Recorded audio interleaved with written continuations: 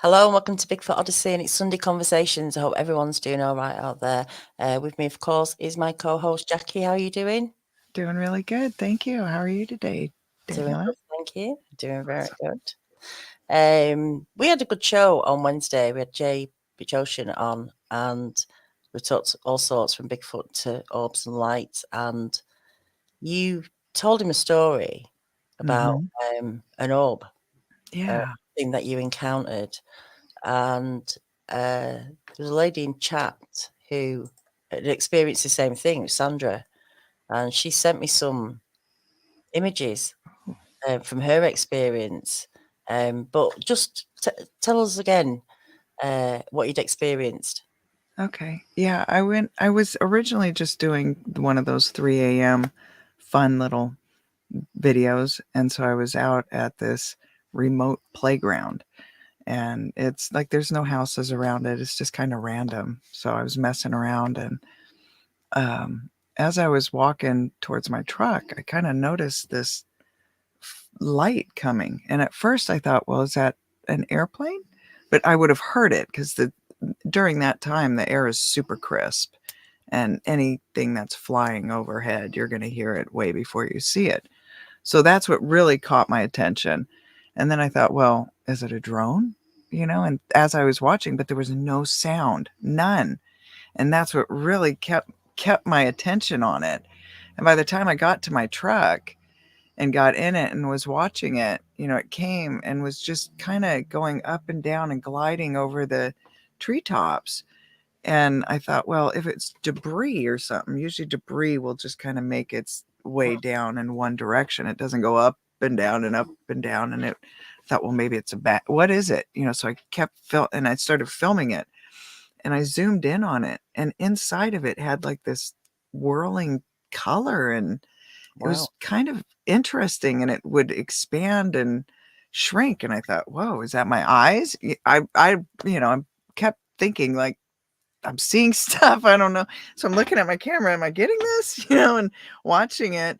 And as I, pulled out, it expanded and went. And I was saying on the video, I'm not doing that. I'm not doing that. It was doing that, and it was really intriguing. And it kind of just went and made its way into the woods. And I just sat there just blown away. And I sat there for hours after that because I wanted to see if something was going to come out of the woods, if something was happening, but it was really, really wild. But a plane flies over in that same area Mm, shortly afterwards, and you could clearly hear it really loud. So having that orb thing, I don't know what it was. I have no idea. strange. Yeah. Well, Sandra was in the chat and she commented. She said she was had experienced something similar. And then a couple of days ago, sorry I've not got back to you yet to thank you, Sandra, but um, I hope you don't mind me sharing them. I'm sure you've sent me them so we can share and have a look. Thank But you. she sent me about 5 images. This was the kind of thing she saw. But when you really get into it, the colours, is that kind of Yeah. what you saw? Yeah. That's it. And it was like the colors were swirling, and it was, yeah. And it seemed to like Take change different in form as intensity well. and the way that the colors. Yeah. I always remember a fascinating story, and I can't remember where I heard it from, but I think it was through Paul Sinclair, who takes a lot of orb and alien and also usual accounts. That a lady had reported driving. This was in England, driving through kind of like through a wood, I guess, or kind of in the countryside, and she heard a deer like running away from her, and it had like what looks like 5 or 6 like drones, kind of herding these deers, but they weren't drones; they were lights, and they were kind of Wow. pushing these deer in one direction. I'll see if I can find the story somewhere, but That is that's really intriguing. an interesting one, isn't it? Because Yeah. sometimes see them in formation. Don't you know? All there's quite a few that will join. If anyone into the UFOs and stuff, check out UFOs over Vegas. Steve Barone over there just takes incredible footage of stuff in the sky. Just blow your mind what's out there. Wow. Well, when Um, we were in Vegas, we saw those lights, and that's, it just, they were hovering and they weren't moving. Planes, don't hover. And so when I was trying to video it, everybody kept saying, no, those are planes. They're planes. I'm like, I don't know. oh, It's really interesting, though. yeah, definitely. So something else that's happening. If anyone's been on Hidden Existence, you've probably heard this story about Thanks, Roxanne. half an hour ago. Yeah, welcome, Roxanne. So about 40 miles away north of me, there's a place called the Lake District, and it's got 7 or 8 lakes in it, and beautiful mountains. And a recent story's come out of people who visit the tranquil waters of Ullswater are being warned to stay out the water by a man after he saw 3 geese dragged underwater by something never to be seen again. The man who works on the lake is urging people to stay out the water with children and their dogs in case something terrible happens. A 60-year-old has been pleading with people on social media to stay away from the water. He's even too frightened to go in it, and he's an open water, cold water swimmer. There's lots of people who do that. But he said he saw this grey-lag goose, an adult, being dragged backwards and then pulled down. And then later on, 2 other smaller geese being taken the same way. Now, anybody fishing seen anything like that happen to geese or birds on the water?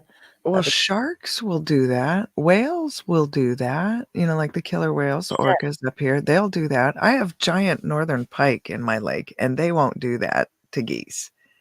Like, the geese have no problem swimming right around them, and they don't get sucked under or dragged around the lake. And I got a big, giant, I call him Moby Dick out there. He's huge. It's the size of my little thigh. He's massive pike out there. And there's Who ducks knows and what it is? geese. Just Yeah. just the description of being dragged backwards and then down. Is that what they do, Andy, gone fishing? Is that their style? Pike are mean, and they're vicious, and they'll take ducks out. They have no problem taking things down. You dangle your fingers in the water, and Mm, you're playing with fire. They like yeah. to bite. He's quite an experienced guy, apparently, on the water, and I think he's a sailor as well. Never seen anything like it. You think now if there's something like that in Yeah, the lake, he would know. quite a lot of birds are going to be taken out, aren't they? Geese are huge. Yeah. They're no joke, and for them to be flapping, they've got quite a lot of strength involved there. So they would be able to pull themselves away from most of your average fish, you would think. Like I was saying, it's either a shark or an orca that usually is able to drag them and take them and Mm. eat them. Well, it's not far from me. I actually work about 10 miles away from there. So at some point this week, Are they all landlocked lakes? Like, there's yeah, no... Huh. there's nothing, that they're quite away from the coast. So yeah, We got to send you some fishing gear. someone suggested, getting some rods, trying to lure it in. It's like, I don't have any tackle. I'm not Yeah. a fisherwoman. But this is I the got a lake. bunch. That's Oh, Ullswater Lake. So I'm gonna pop over there. The whole area is like that. Like I say, it's beautiful. It's called the Lake that District. is gorgeous. And if anyone ever comes to England, go to the Lake District. Honestly, it's so beautiful. Everywhere you look. So yeah, that's a little adventure for me to go and check out. Yeah. Maybe try and find that guy as well. Contact that guy because he's pretty much a local, to the area. Mhm. So, and Derek's been there with you to Ullswater. It Oh, really is, wow. isn't it? Oh yes, Francesca. That's where I'm from. If anyone ever sees the series The Bay, that's where I live. That's where I go and do my sunset walks. Oh, right there. Okay, Okay. so yeah. So I'll try and do it, Jean. I'll try and Yeah. get a hold of him and maybe get him on Hidden Existence, because it sounds like there is something hidden that exists under the water. So Something new. definitely, definitely. So Or let's be, relatively new, I guess, right? yeah, yeah. I've never heard of anything, apart from Loch Ness. We haven't had any kind of stories around here, not that I know of. Maybe I need to look into it a bit more, but Mm. Well, there's a Lake Iliamna up here in Alaska. The guys they have to cross it every year when they're on their way to Bristol Bay. And there is supposedly Illy is what they call her, or it, in the lake. And there are so many stories of that lake monster taking people out, and dogs, anything that go near the shore. And the biggest alarming part was anyone that had a red bottomed boat. mm-hmm. And so I'm trying to convince them to paint the bottom of the boats red Oh, right. as they go Exactly. across. Yeah. Yeah, it's a big lake. It takes them probably about 8 hours to go across. So Oh, right. Oh, wow. yeah, it's massive. That's big then. Yeah. It's big. The lakes here are, this is the Lake District. And as you can start seeing now, there's all these little lakes dotted around. Possibly some will channel eventually into the bay here. But Ullswater, yeah, and there could be like underwater cabins. There seems to be little areas of water where maybe they all connect up somehow. And whatever it is can go from one to another. Who knows?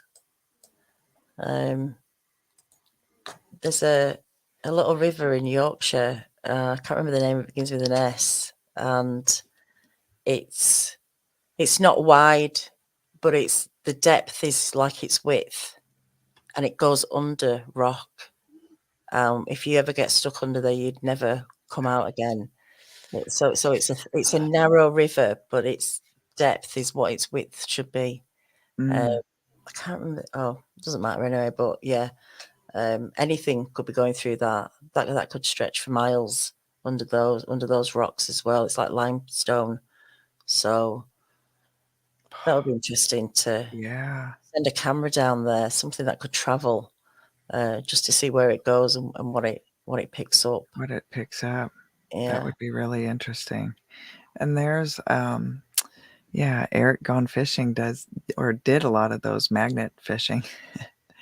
That would be interesting too, just to see what comes up. All sorts. Yeah. What did I Be see? fun.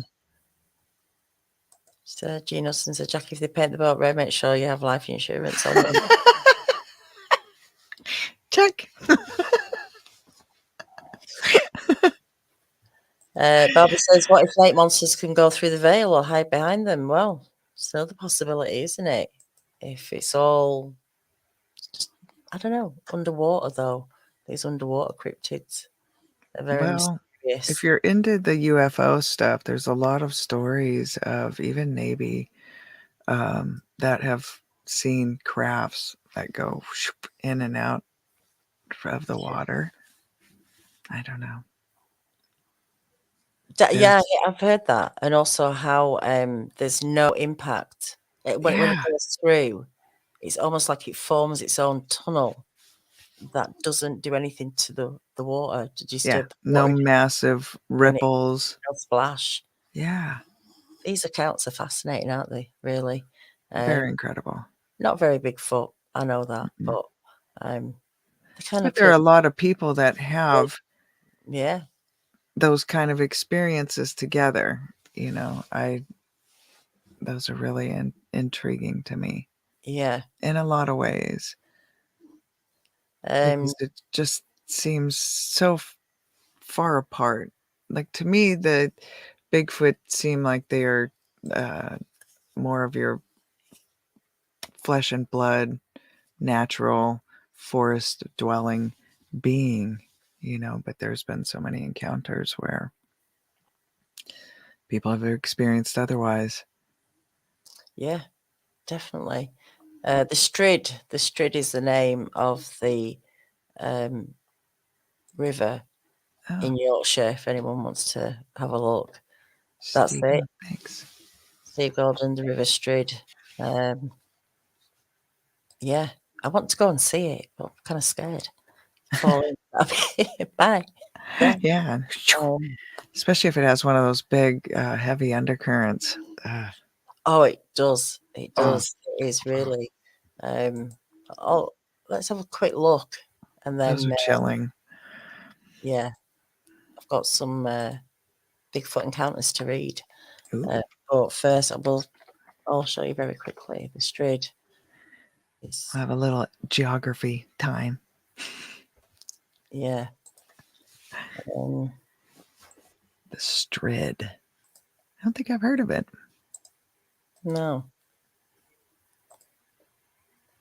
So you can see it's not very wide, but it's going underneath all this rock, all this limestone. So there's a tiny channel here. You'll probably get to see it. I think he's doing a 4K.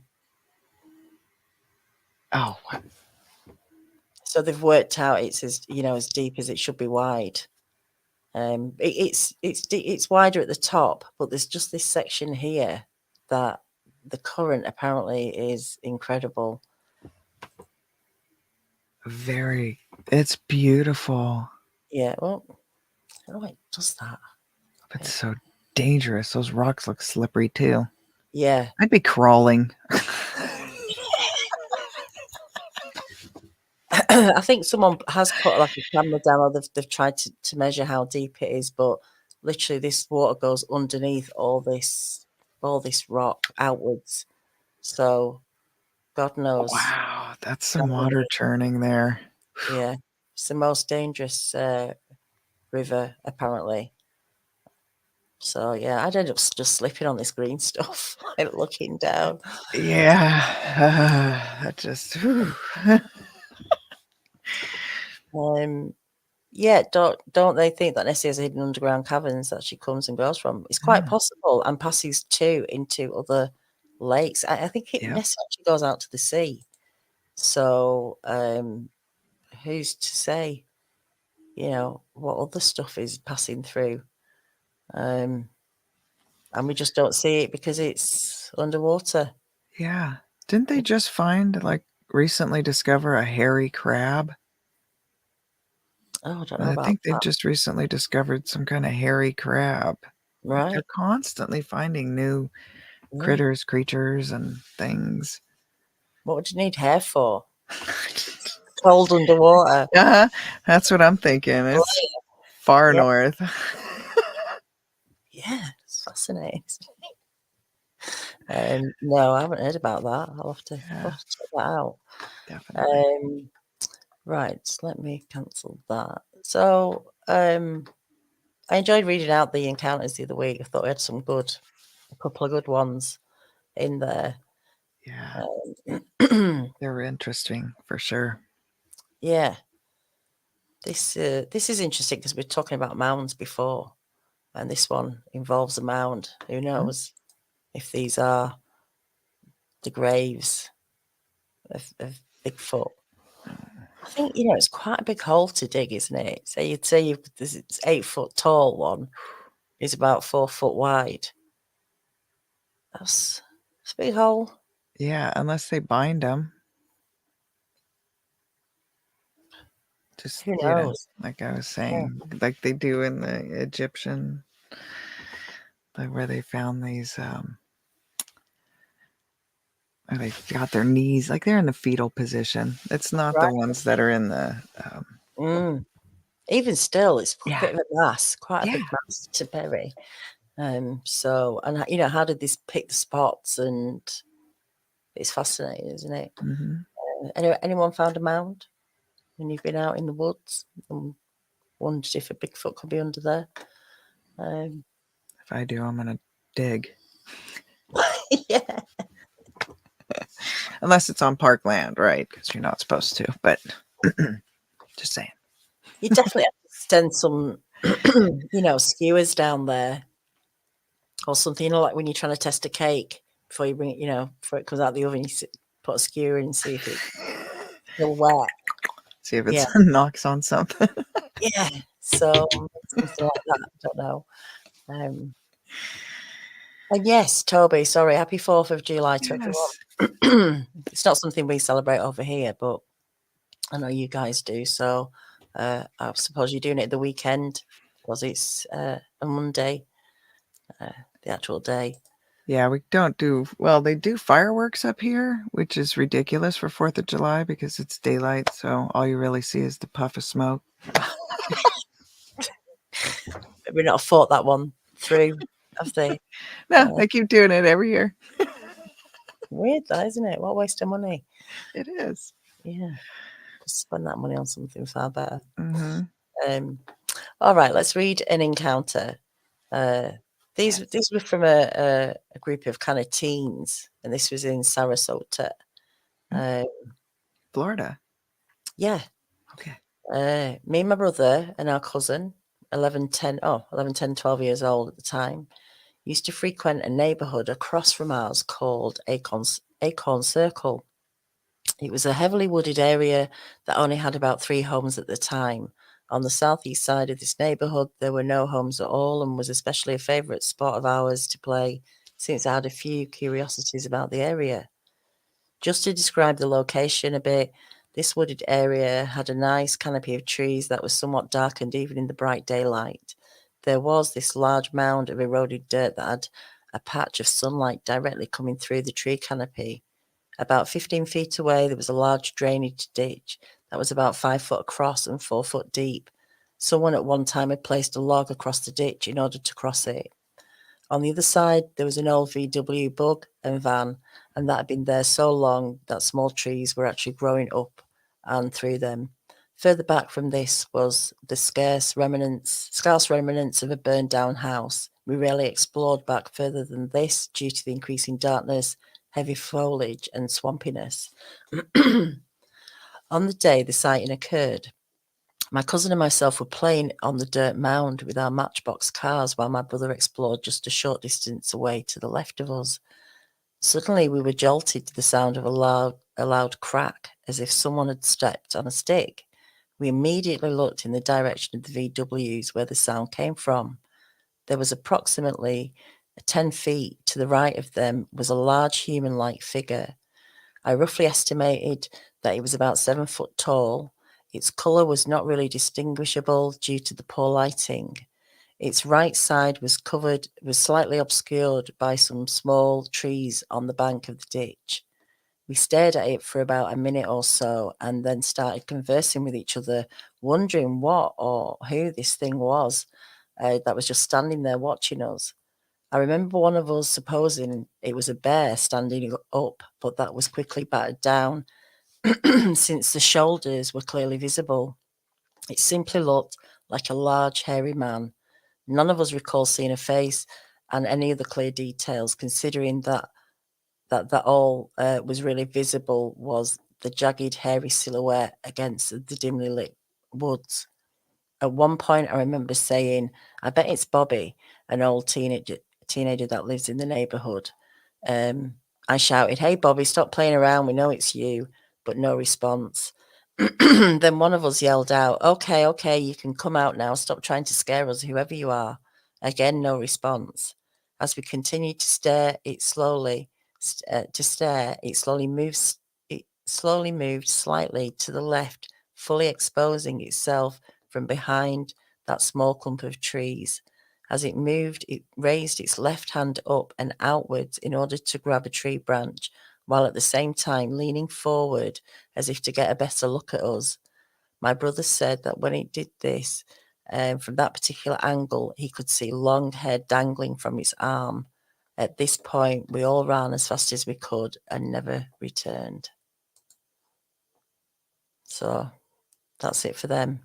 Wow, that sounds awfully familiar. The long hair and kids running. Yeah.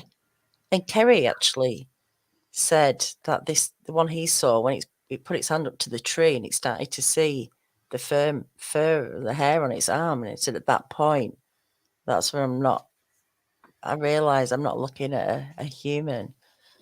So Yeah. even as these, as young as they are, they know what a bear looks like. Mm-hmm. And Well, like when we saw whatever that was on the trail, and it had its hand out on the tree and its legs were wide open, and you could see, the hair hanging down. And that's why I thought, is that like grass from, broken antler?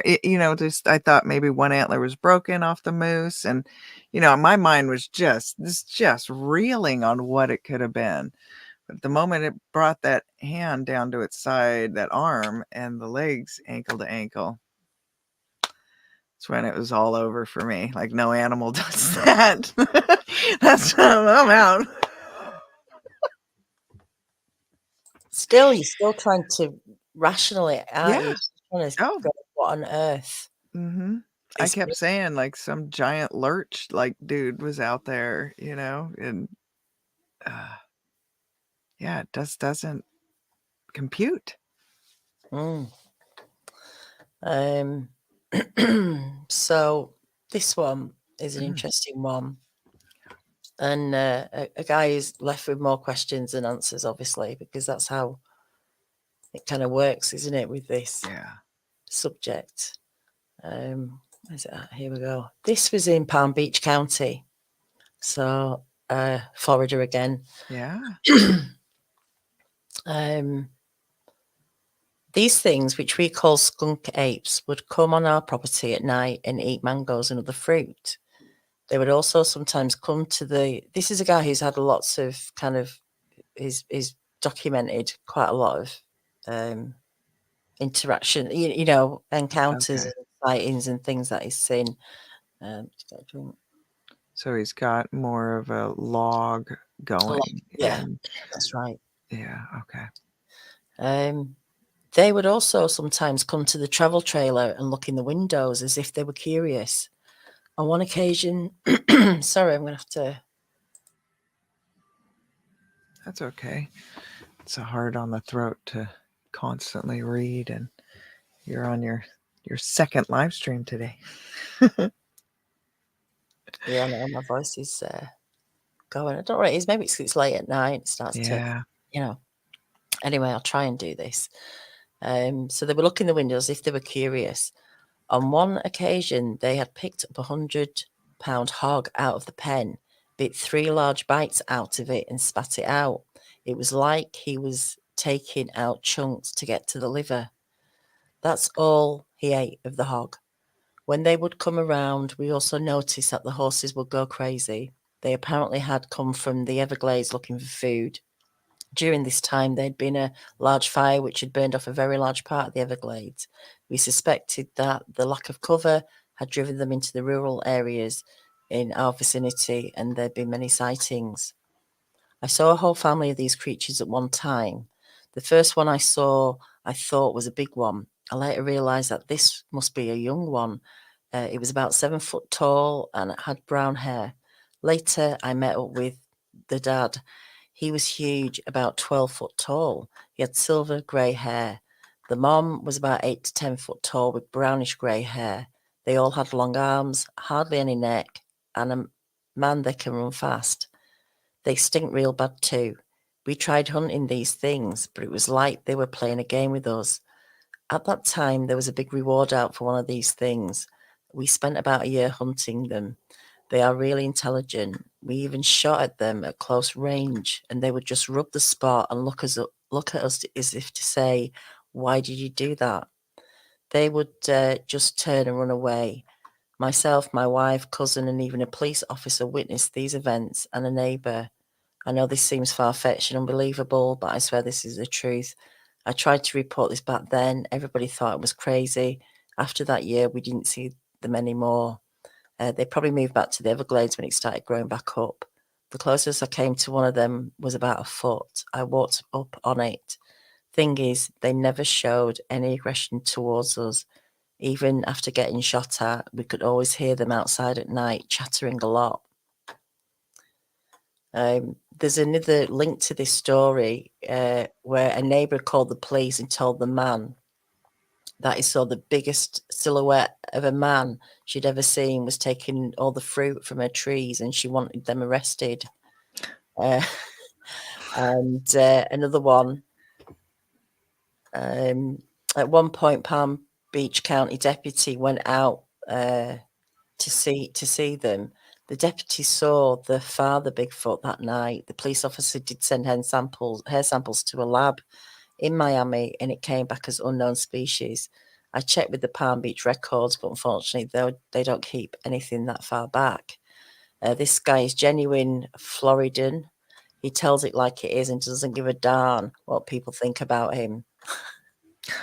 So, again, another... that wasn't the story I was going to read, but I was going to read it. But yeah, where people just laugh at you, don't they? Where do you report these things? But that was interesting about the gun shot, because we've started to hear a few things now, haven't we? That make us think maybe they've got this protective layer, or this bone plate. Yeah, that's extremely thick and is pretty much like an armor, Yeah.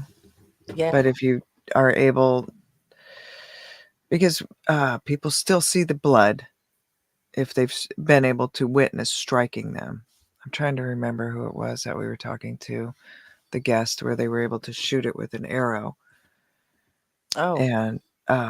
And he saw the blood, and he heard it hit. He heard the impact. But didn't find a body, or they just... No, it just ran off, and and then you've got Fred's encounter with that. Still is hard one with the 3 30-06 rounds into its chest. That plate would have to be a armor. A lot. Yeah. I just missed this before. Maori Reeves, speaking of geese getting pulled underwater, turtles will pull ducks and geese under.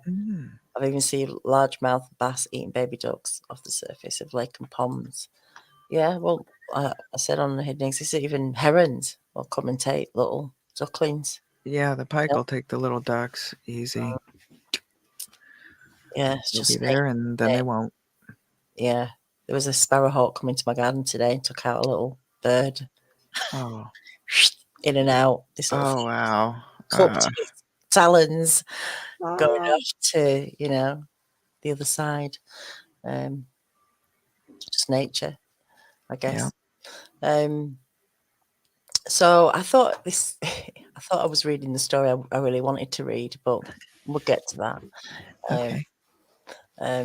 This is again in Florida. I don't know why I picked Florida tonight. I just thought maybe next week we'll pick somewhere else or another time. This is in Polk County. Okay. The nearest town is Graveland. This was quite a few years ago. I've been hunting green swamp since the late 70s, though I tend to hunt more than one wildlife management area each year. The green swamp, WMA, is a go-to area for me. I've spent possibly 1,000 days in the green swamp over the last 35 years. I am very familiar with terrain and all of the plants, insects, and wildlife in the area. I have a demanding job that makes it difficult to coordinate a hunt with friends. So for the last 30 years or so, I've hunted alone. I've walked in and out of different hunt locations in the dark hundreds of times, and I've never seen or heard anything that alarmed me. In about 2010, a new tract of land was added and opened to hunters in Green Swamp. The tract is about 1,000 acres of planted pines that are about 15 years old, trunks about 10 inches in diameter, and clear of branches up to about 7 feet. The planted pines are about 15 feet apart and are planted in rows. Each row is also about 15 feet apart. There is a heavy layer of pine straw, so very little low vegetation is present. It is possible to see for hundreds of yards down each row, but visibility to each side across the rows is limited to about 50 yards. The pines are planted between natural cypress swamps and a few small ponds. Access is limited to foot traffic only, and there is only one way in and one way out. Hunting this area requires a lot of walking. I will often take a vacation in January because it's the best time for him. In mid-January of 2012, I'd taken a vacation to hunt this area. This was my second year hunting a new area. It was midweek and there were no other vehicles parked at the entrance to this area. The weather was cool and clear. I was using a large garden car of the type sold at Patriot Supply to haul in a heavy climbing tree stand that would also be used to haul out a deer or a hog if required. I had hunted the edge of the swamp that morning, and at midday I decided to take down my stand and move to another location. I loaded up my car and was pulling it along, rifle in hand, down one of the long rows of pines. I got to a location that the visibility down the row looking due west was exceptional. So I took a break, but was still actively hunting game that might come across this row. I set my backpack as a rifle rest and lay prone. My line of fire was west down the row.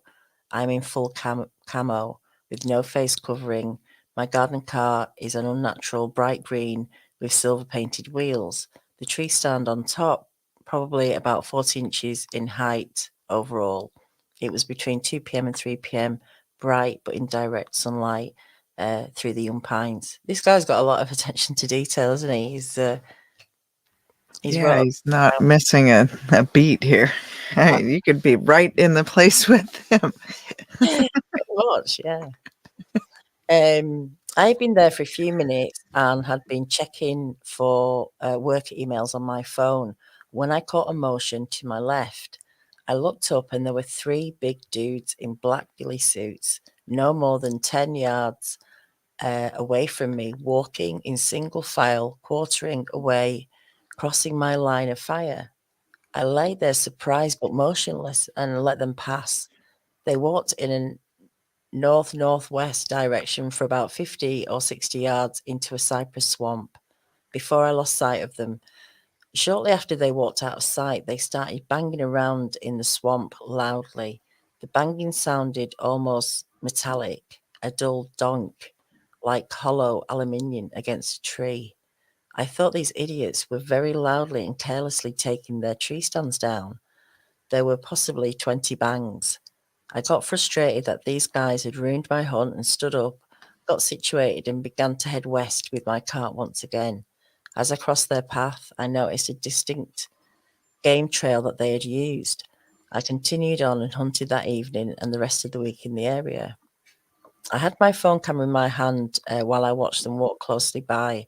I had no fear or reason to take a picture or video because it never crossed my mind that I was seeing anything but foolish hunters. They were walking rapidly but quietly. They walked fully upright with human posture, normal arm swing, narrow at the waist and broad across the back.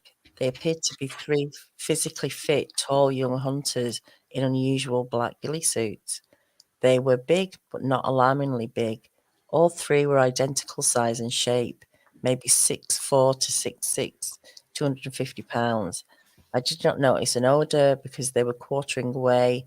I did not see, or for that matter, even look at any facial features.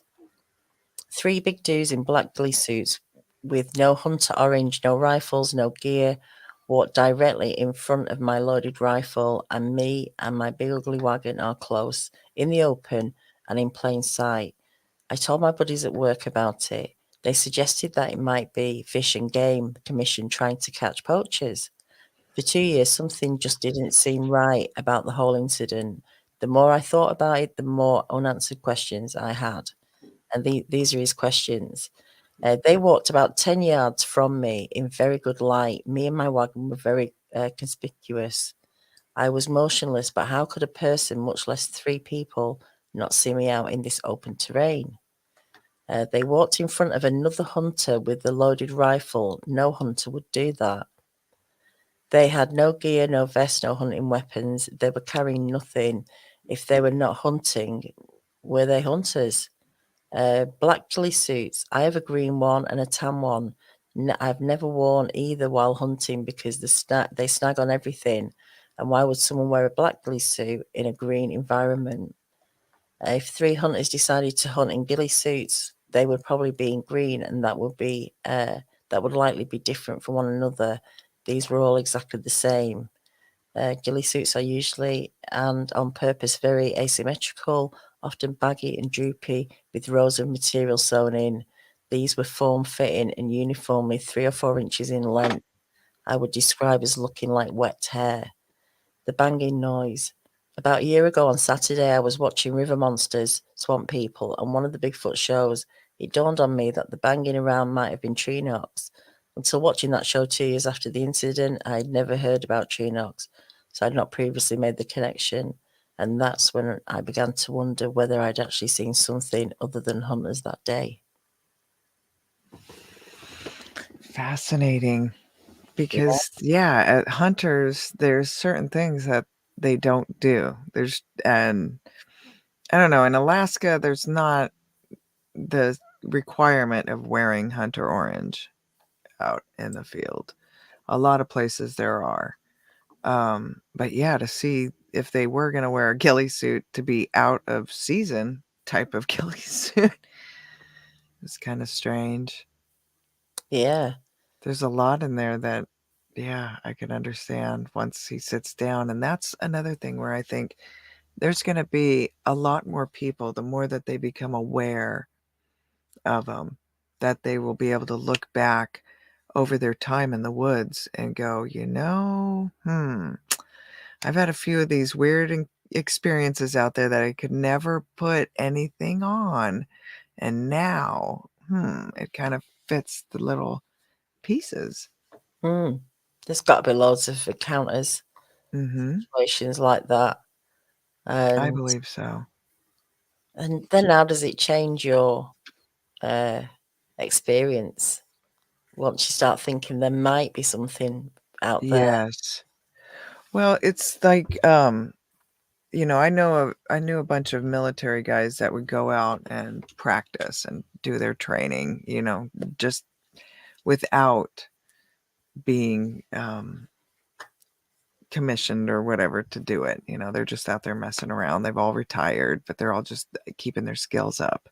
And they'll drag out their ghillie suits, and they'll seriously be out, and you can't find them. And a lot of the times, those were always some of the fun times going out camping with them, is they would taunt you like, okay, come find us, give us, a few minutes, and then try and come find us. And you could practically walk on them and, and nope, you don't see them. You would not see them. And so sometimes you think, well, maybe they're out there messing around doing that kind of stuff. There's a lot of hunters that hunt with only knives, Right. So I don't know. There's, your mind could just be constantly passing it off as something else before you really start landing on Bigfoot. And I think there's a lot of people that are out there that do that, Yeah, definitely. A lot of people are not agreeing. Well, a few people don't think you should wear a ghillie suit No. when you're out. No, that's not. Yeah, well, I don't know, because there's a lot of hunters up here that wear them for whatever reason. They do. We came across a couple, was it last summer, that had a ghillie suit. And I got my dad to wear it for me. Oh, we'll have to get a picture of that for next time if you've got one. He's got one, so he'll just drag his own out. But it's pretty funny. No, it's interesting, and Yeah. think about how many questions he's left with after that. He's trying to rationalize what went on. So he's going through, well, would they all be walking in this way? Would they be doing Especially that? if he's clearly visible to them. Yeah. And they're in ghillie suits. They're not going to walk in front of a hunter in ghillie suits. that doesn't make sense. So I could understand where that's odd behavior. And that's a lot of it, is when people notice these odd behaviors out there that, they seem like, well, they look like a human, but they don't act like one. Yeah, that's the thing, is it? This was between 2 and 3 p.m. in a cool, bright, clear day. There's another extra bit to this. After my incident, I was told there'd been a sighting of what was believed to be an adult and a juvenile by a cyclist the previous year. That could be anything. Could be another set, another lot of them. Yeah.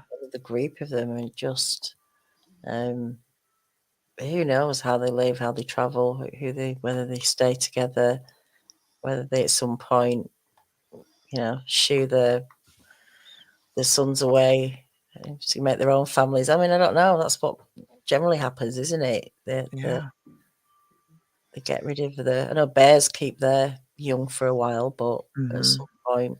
Usually up to about 3 years, depending if she has another set of cubs. But yeah, and then she'll send them packing. And it's not a sweet goodbye. No. Yeah, it's hard to watch. Miss Jones's garden, the game wardens around here wear them for camouflage, but they won't be walking but undercover in the bush somewhere. Well, it doesn't. Yeah, I mean, we've got a lot of game wardens that go out and look for poachers, and especially up here in Alaska in the summertime, because you've got daylight all night long. So hunting all night long for them, off season, it's a big problem up here. Yeah, I can imagine. It's, there's so much going on, isn't there, in America and Canada? So many things to look out for, not just bears now, people in ghillie suits. That's the next thing on the list to avoid. Yeah, not sure how I'd feel having a trespasser on the lot in a ghillie suit. That is not going to end well, is it? Wouldn't make me feel all warm and fuzzy, that's for sure. Right. Got one more account. This again. I've done it in Polk County again, near Lake Wales. Anyone knows what that is? We gotta get some people out in Polk County, apparently. Yeah, there's quite a few actually from that area. Yeah, from that area. This is just another thing that a family have documented, sort of incidents on their property. I've been hesitant to contact you over the little stuff, but tonight took the cake. It was about 6:30 p.m. and my husband and I were getting ready to grill some meatloaf. My husband asked me if I had to put the corn out for the deer and hog. I told him, no, why don't you go ahead and do it now? He went to the shed, and when he came out, we smelt the worst of smells. It was like something was dead, like a swamp rat. He asked me, do you smell that? I was like, yes, it stinks really bad. He told me to go and get my gun. I ran in the house and got a 38 special that we keep. I brought the gun to him. I went in the house to get my shoes, and by the time I came back out, there were 3 large knocks or bangs on the side of the shed.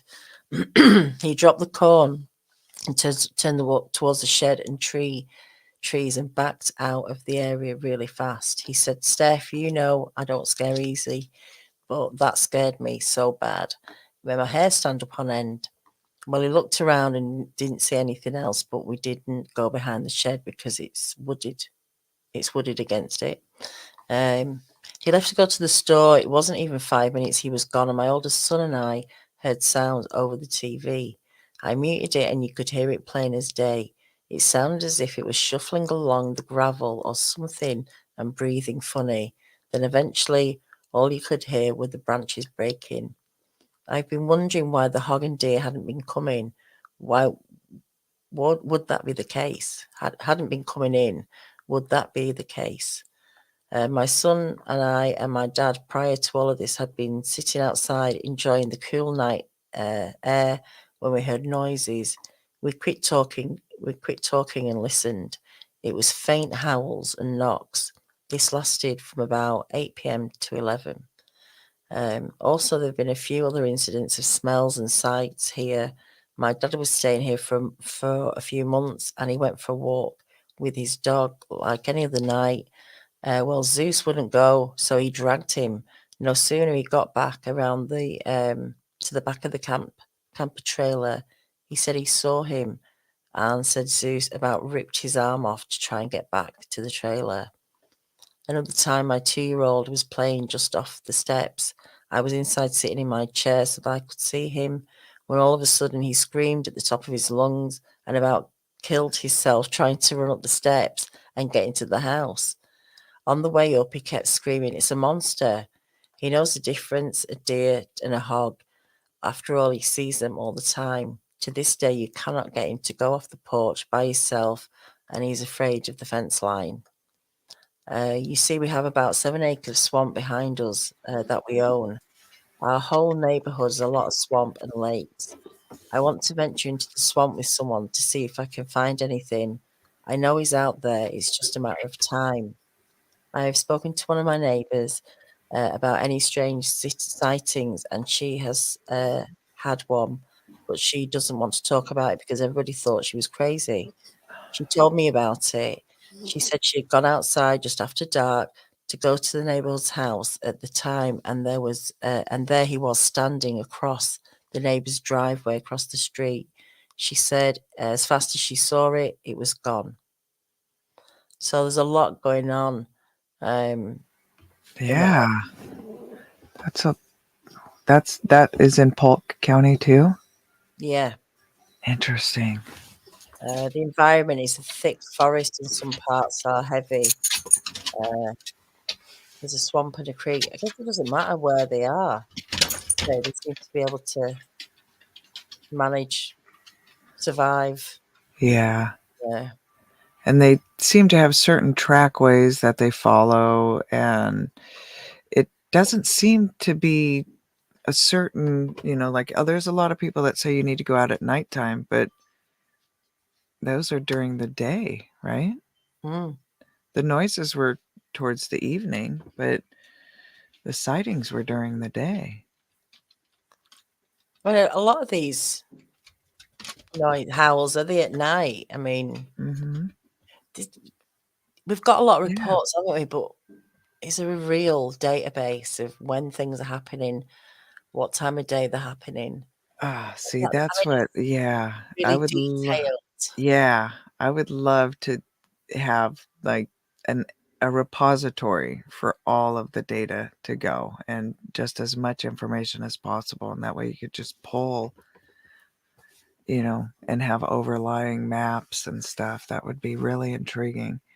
That way Yeah. you could look at, like, okay, let's see sightings at 2 p.m., and just lay it over a map and see how many people across the board have seen them at 2 p.m. and where they happen to be. And, 11 p.m. sounds and just things like that. And just kind of layer on different.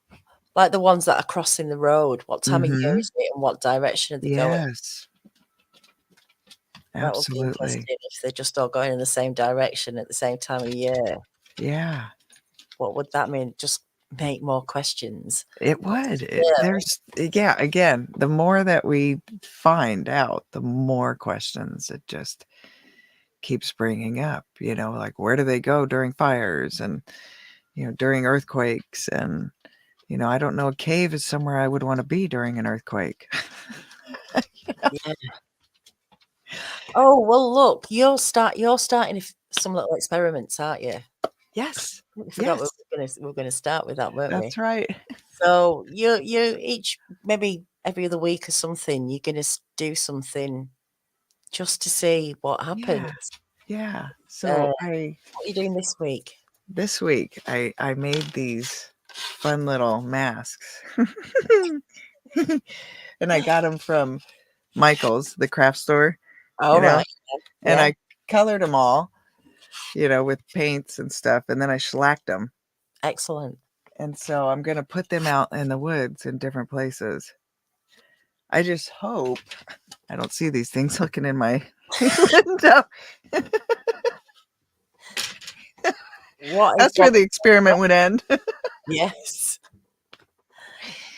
But I think that'll be really interesting and just see if they get moved around, and since a lot of people say that there's a lot of, and I've even had that where I've had the resiny fingerprints Yeah. on the window, if it's going to leave any kind of stuff on it.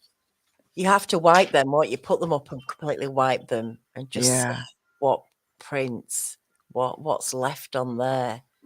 Can you look with some? You have to get the powder like they do the detectives, won't they? Put the powder on with a little brush. You get the footprints. Yeah, I don't. Well, if they're really resiny, like that oily resin that I've had that on our windows before up in Golcana. It might stick on this, because it's like balsa wood. Oh, so walk out in the woods and be like, "Do do do, I'm a pirate!" Arg. Whatever you need to do, let them know how they work, and then they'll know. Like, beep beep beep. But that'd be fascinating if they turn up in different places, or just these little experiments, just to see if people can experience what other people are experiencing. Yeah, it'll be it'll be fun to like leave a trail camera out there, but again, we have no positive results with people putting trail cameras out when they put their little things out with them. It'll be just interesting though if I do leave it and there's nothing there to monitor them. If I don't know. But if there's other people that have any suggestions, I'm all for trying different things. Yeah, definitely. If anyone's got any suggestions, stuff that Jackie can do in her area, leave a comment. Leave it in the comment, and Jackie will definitely consider it. 'Cause it's just having fun with this. At least, what else can we do? But I think like crystals, marbles, things like that could be an interesting one as well. And see. Oh, hello, Derek. Long time no chit chat. Hey, buddy. Derek says put random sidewalk squares in the wood with signs that say "Please do not walk." Yeah, we'll definitely consider that one. Well, look, guys, we've come to the end of the hour. Thanks very much for stopping by. We'll be back again. What day is it? Sunday. So we'll be back on Wednesday. Unless we do a drawing Bigfoot. If anyone's had an encounter, got a face-to-face encounter with a Bigfoot, and you want to come on drawing Bigfoot, get in touch. Send me an email, Daniela@hiddenexistence.com, and we'll work something out. If we don't see you Tuesday, we'll see you Wednesday for a researcher's report. But until then, everyone, take care. Have a good night, and we'll see you all soon. Good night. See you soon. Good night. Thanks, Jackie. Thank you.